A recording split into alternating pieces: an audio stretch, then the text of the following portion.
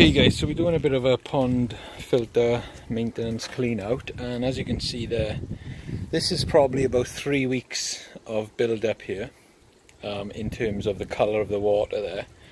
So all I do is I turn this valve here, I take this out, I put it into a bucket like this.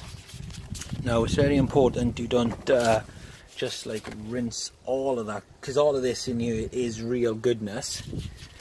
And as you can see, it's saturated, but it's not crazy saturated where it's clogged up, you know. So this filter does a really good job of cleaning out all the gunk.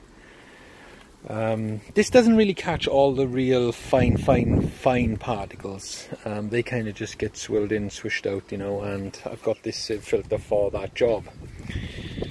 But what you'll find is you'll get all this green nasty stuff in the bottom of the chambers here, because basically what it does, it comes in through this pipe here at the top, goes through the UV filter which is built in there, and then it comes out that pump there, and what happens is it goes in here, the water basically goes around then all the filter systems that's in here, all the mesh and all the foam filter there, and it'll go in there, it'll come up here, it'll go through all this filter in this chamber, so it's hitting 2 chambers and then it's coming out the top here, going through there. And what I find is I get this sludge in the bottom of the filters in the summer a little bit more often than the colder months, but in the colder months maybe once a month I'll have to do this procedure. Now in the summer I could do it once a week, you know, and the only actually pain in the ass about cleaning this particular filter out is actually taking these out of here, sticking them in a bowl there, and I just drag it around there and I rinse them off in the grass, and I rinse them off with dechlorinated water. But yeah, but this here, if I had the filter in there and I turned this tap on here, you would still get some sludge in there. So sometimes you do need to open your filters up and you do need to like rinse them out like this, you know. Now that'll take, now if you think about it, if the filter was in there, the water would kind of stay in there, and you can leave your filters in, guys, but I suggest taking them out, you know, as regular as you can really. If you can do it once a week, great. If you can only do it once every 2 weeks, do it then, but it's better than not doing it at all, you know. So I'll do a little video of that once it's calmed down. We've got 5 foam on the top, 5 foam on the bottom. One is slightly coarser than the other, one is denser than the other, and it does a really good job, you know. I am thinking about adding some alpha grog system before it hits this system, so we'll have a sieve filter, alpha grog, and then it'll hit this. I think that'll be pretty good, you know.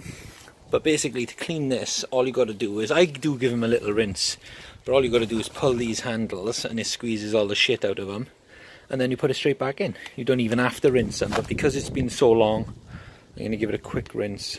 Okay, so as you can see, it's got loads of shit in the bottom of there. It's definitely a lot cleaner though, so we'll keep cleaning it now and we'll get it spotless.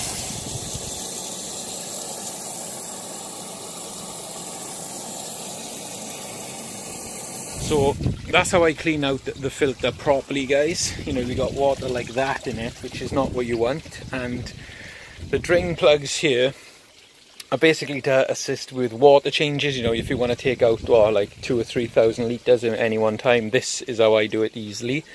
But it also helps to clean out the chambers. Like if I didn't have these drain plugs there and go into the drain nicely, you know, cleaning this out would be a nightmare. That said, it's not a nightmare now I've done all this jazz to it, so it's happy days.